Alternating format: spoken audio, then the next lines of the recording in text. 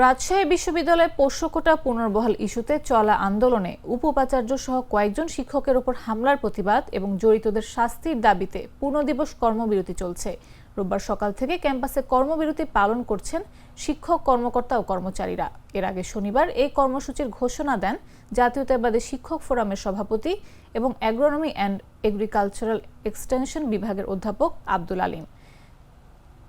আজ 20 সেপ্টেম্বর তারিখ আনুমানিক বেলা 2টার সময় রাজশাহী বিশ্ববিদ্যালয়ের উপাচার্য প্রশাসন দাপ্তরিক কাজ শেষে দুপুরের খাবার জন্য ওনার বাসায় যাচ্ছিলেন।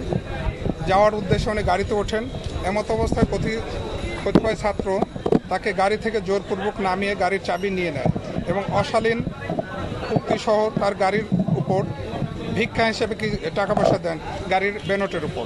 গাড়ি থেকে নামিয়ে দেওয়ার পর উনি হেঁটে তার বাসার দিকে যেতে থাকেন এবং বাসার গেটে যখন ঢুকতে যান ওনার বাসার প্রধান ফটকে তালা দিয়ে দেওয়া হয়।